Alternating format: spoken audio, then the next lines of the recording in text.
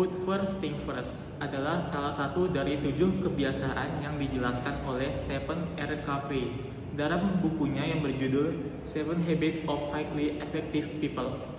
Tepatnya urutan habit ketiga setelah habit kedua, yaitu begin with the end in mind.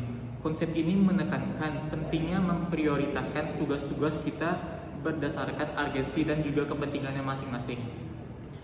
Prinsip ini kita tidak hanya mampu memprioritaskan hal-hal yang penting, bukan hanya mendesak. Artinya kita harus mampu mengidentifikasi prioritas berdasarkan nilai dan tujuan jangka pendek dan jangka panjangnya, bukan hanya sekedar tekanan waktu.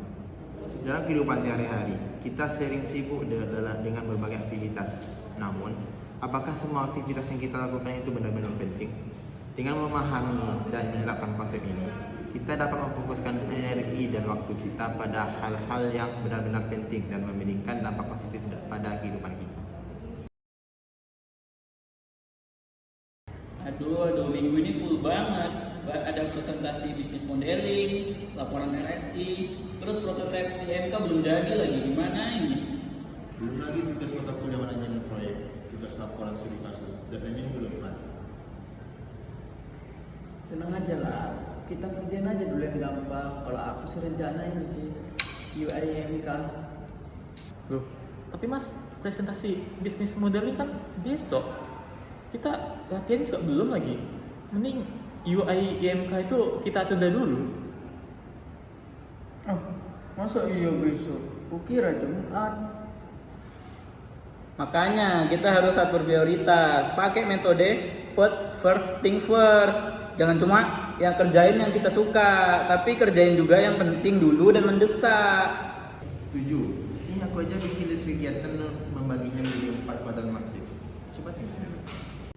Jadi, matriks ini berasal dari kebiasaan ketiga dalam buku The Seven Habits karya Stephen Covey, yaitu put first thing first atau dahulukan yang utama. Pada kuadran pertama berisi tugas yang penting dan mendesak, seperti yang pada hari ini itu latihan presentasi bisnis modeling dan finalisasi laporan RSI. Ini harus segera lakukan karena menyangkut deadline. Pada kuadran kedua itu tugas penting namun dia tidak mendesak, seperti desain UI dan untuk pengembangan diri seperti olahraga. Idealnya dijadwalkan agar tidak menjadi darurat. Pada kuadran ketiga itu mencakup hal yang mendesak namun dia tidak penting, seperti bikin cover laporan atau kegiatan organisasi. Ini dapat berubah tergantung pada keadaan. Pada kuadran keempat berisi kegiatan yang tidak penting dan tidak mendesak, seperti scroll TikTok atau main game. Ini sebaiknya dibatasi. Namun, setiap aktivitas bisa berpindah kuadran tergantung seberapa penting dan mendesaknya kegiatan tersebut. Duh mas, ini kalau kegiatannya dilakuin besok semua bakal numpuk loh ini. Iya, aku salah. Oke deh, aku buat manajemen waktu dulu ya. Nah, gitu dong. Kita juga harus pintar manajemen waktu, bukan hanya manajemen di atas kertas doang. Ayo kita mulai lagi latihan presentasinya. Dengan kacau lagi besok presentasinya.